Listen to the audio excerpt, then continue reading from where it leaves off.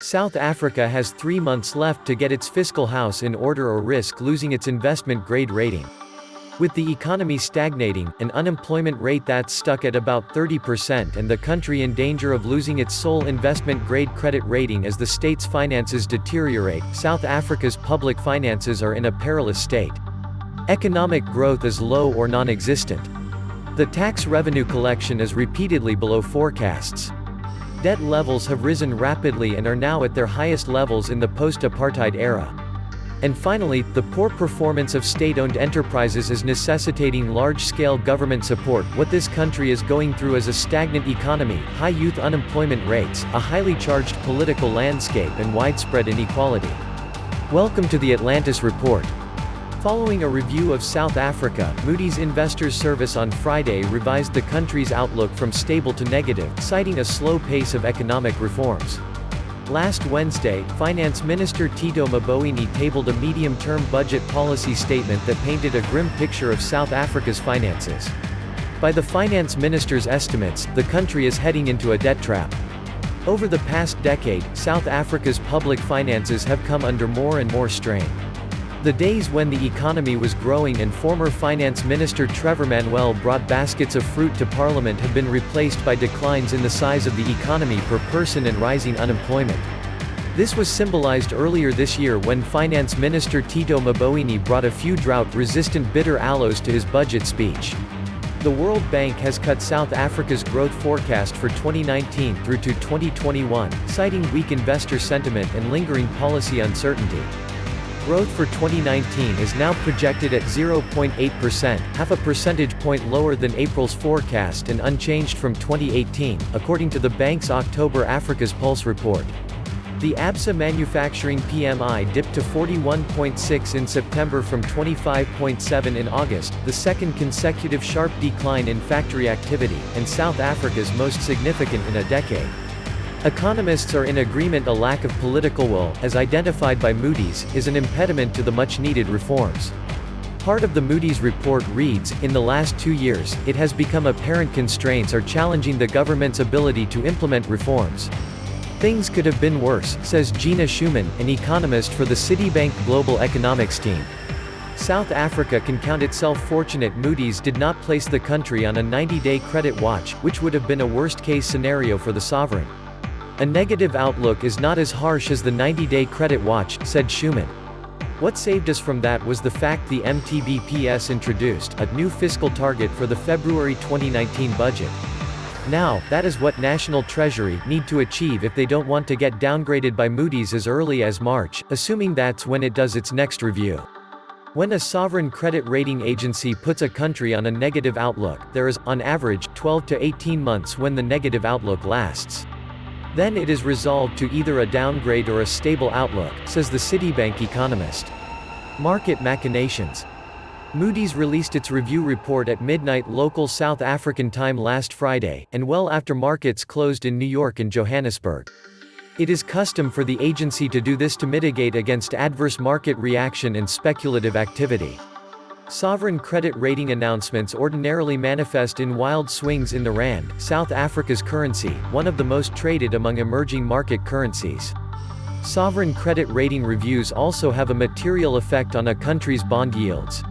However, despite the harsh tone of Moody's review and the agency changing the country's outlook to negative, this was not reflected when the market opened on Monday. Typically, high-yielding countries get speculative inflows and, therefore, their currencies look stronger than they actually are. As soon as that falls away, the currency struggles. The problem with South Africa is this is not showing how bad a downward cycle has been in the credit rating space, says Schumann. A downgrade plan needed. S&P Global Ratings and Fitch Ratings have South Africa on sub-investment grade or junk status. Moody's has the country a rung above junk status and affirmed its Ba3 rating. In addition, Fitch has South Africa on a negative outlook. Ordinarily, these undercurrents would be felt in the trading environment. But that is not the case for South Africa.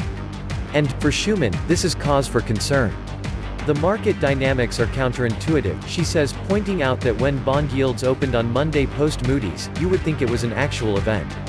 But you have so much else going on around the world, it was largely priced in, and so, therefore, expected.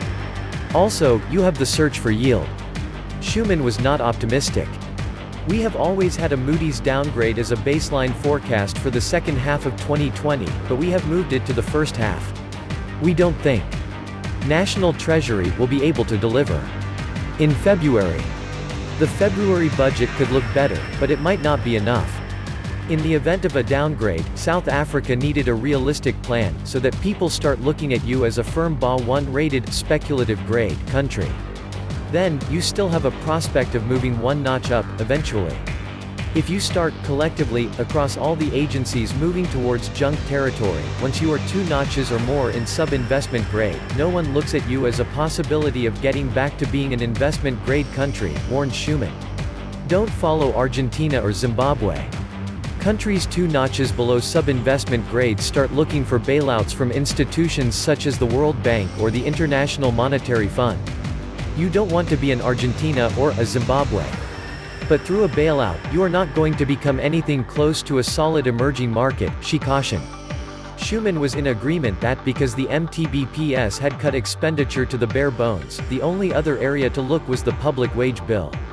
But she questioned the viability of this, given the current 3-year public sector wage agreement remained in force. At the earliest, wage discussions would open in the second half of 2020, well after the February budget.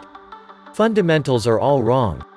For Isaiah Mhlongo, a chief executive economist at Alexander Forbes, Moody's negative outlook signals they have assessed the long-term economic fundamentals to have deteriorated significantly compared to the February 2019 budget.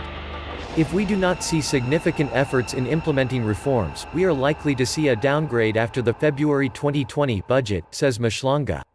No pain, no gain. Reforms come with short-term costs and suffering, and those costs are going to accrue to some sectors of society. What is crucial, said Mhlongo, is that South Africa takes the short-term pain, which comes with instituting reforms. Failure to do so would result in the country having to stare down the prospect of having changes dictated to it by the IMF. We have discussed on many forums how dire it would be if we were to approach the likes of the IMF. I don't think we are close to that, he said.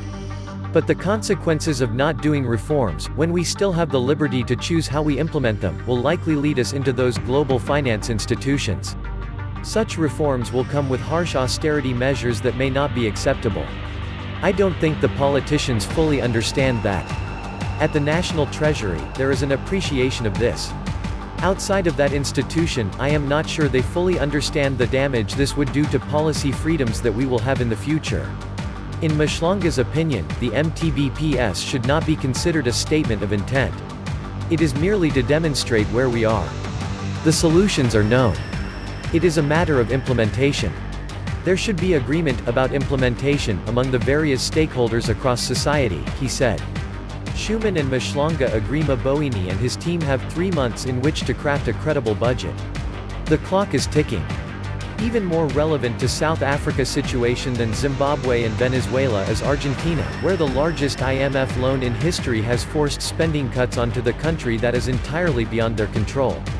With South Africa's GDP slumping to its lowest spot in a decade and an economic collapse seemingly imminent, many analysts had believed the International Monetary Fund's recent statements had been aimed at SAW and indicated a possible bailout. An IMF bailout may still be on the cards. What would such a bailout look like? Well, seeing as it would be a first for South Africa, we have no historical point of reference, and yet we can look to bailouts elsewhere to gauge some of the repercussions. The IMF only intervenes where it can demand extreme structural reforms and economic austerity. A potential IMF loan would simply be a temporary solution to a pressing economic problem or a continuing millstone around the neck of a struggling economy. This is socialism at its best. Socialism fails every time it is tried. Until the ANC admits that, expect the spiral to continue. South Africa, like every socialist model, South Africa will collapse. The ANC doesn't prioritize growth or building of anything sustainable. Their only line of thinking involves the taxing and levying of the wealthy and middle class. The ANC and F have destroyed South Africa. Now that China owns all the mining rights to rare earth metals in South Africa, they have no resource to help buy themselves out of this trouble. Soon South Africa will more closely resemble Zimbabwe. South Africa is on its way to become another Zimbabwe or Venezuela. This was the Atlantis Report. Please like, share, and subscribe. Thank you.